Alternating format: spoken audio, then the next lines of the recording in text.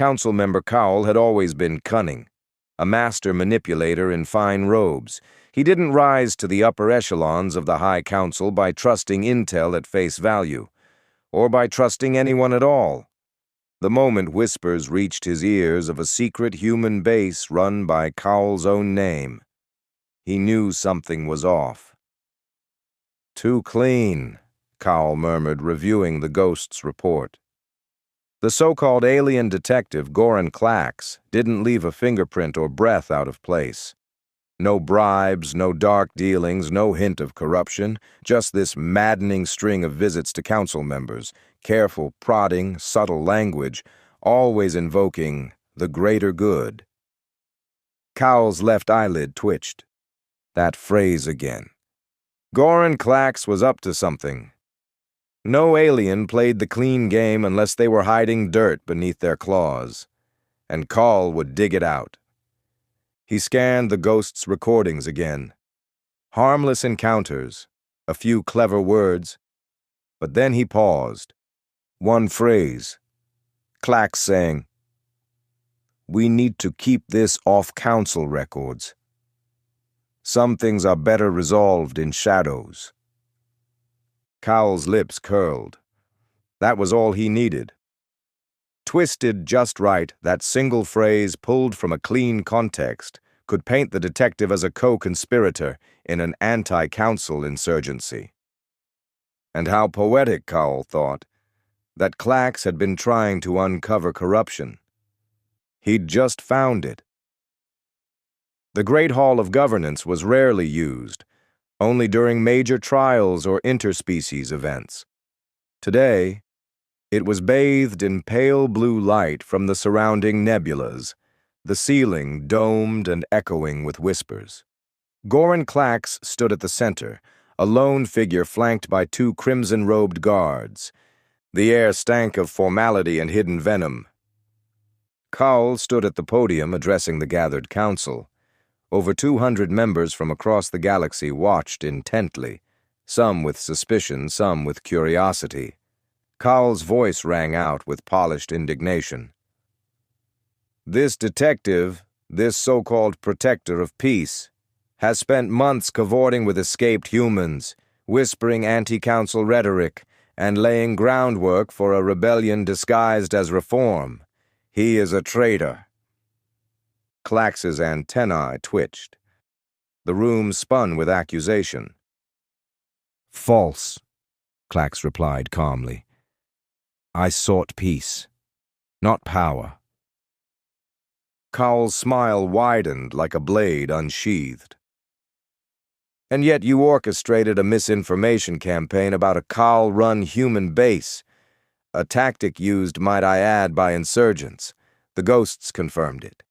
And this," he held up a holotab glowing with highlighted text, "is a message from your own transmission logs. Better resolved in shadows."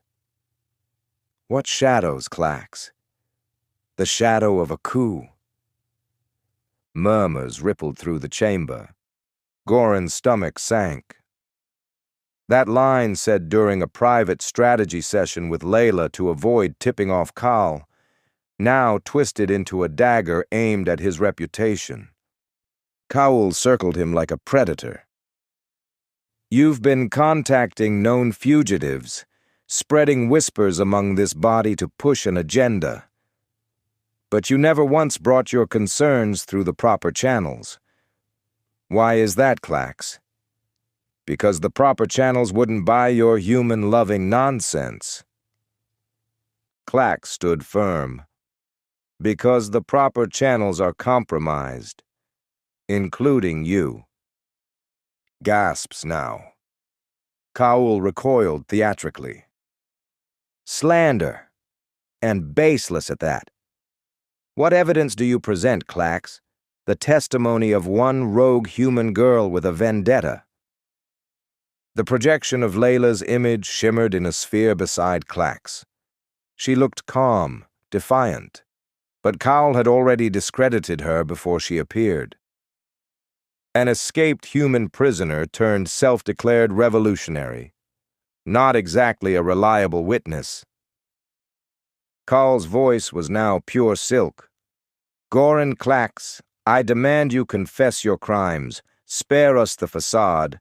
Admit you've sided with the humans in their crusade against order."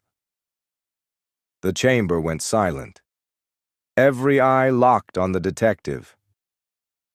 Klax closed his eyes. Yes, he had helped the humans. Yes, he had tried to shake the Council's roots, but not for revolution, for reform. "If you think I'm guilty of trying to stop corruption, then I am guilty," he said. "But if you think I seek chaos, then you've forgotten what the Council was meant to be." Carl snapped his fingers. Guards moved. "Enough poetry, detective. We'll get the truth out of you the old-fashioned way. Interrogation." As Klax was pulled toward the sub-level detention lifts, he saw something strange. 3 council members, the very ones he'd begun to sway, making no move to stop it. Just watching. He was no longer sure if they believed in the cause, or were simply playing their own parts.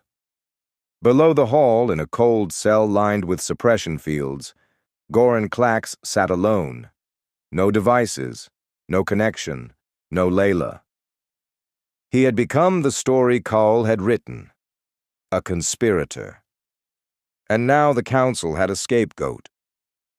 But he wasn't done yet. Somewhere above, Layla was watching.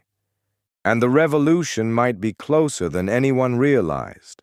Far from the glowing spires of the hall, in the deep metal underbelly of an asteroid colony, Layla's fist slammed against the table. "Damn it, Klax!" She paced the length of the room, her boots echoing off grimy steel. News of Goran Klax's arrest had spread fast, faster than any official release. The underground channels buzzed with distorted versions, some painting him as a martyr, others as a traitor. Her inner circle watched her in silence.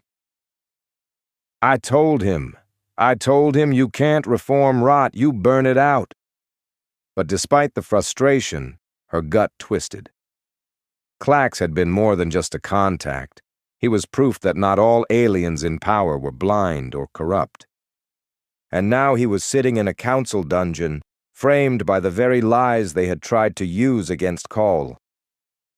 "We could leave him," said one of her advisors. "Use the outrage to ignite the movement." Layla narrowed her eyes. "He's not just a symbol. We need him." "For the rebellion?" Layla shook her head. "For the truth." Across dozens of star systems, holographic graffiti lit up dark alleys and spaceports. "Free Klax. No more council lies. Revolution isn't human. It's universal." Alien species long silenced by red tape and fear began murmuring. Some shouted, a few even organized. Layla watched it unfold from her hidden base, one boot propped up on a crate, arms folded. The movement was gaining momentum, and not just from humans. This wasn't her war anymore. It was everyone's. "Get me inside that prison," she finally said. "Klax won't break. But if they try to make him disappear, we lose the best shot at real change." Her advisors nodded and scrambled into motion. She whispered under her breath, barely audible. "Hold on, Klax. I'm coming, whether you want me to or not." To be continued.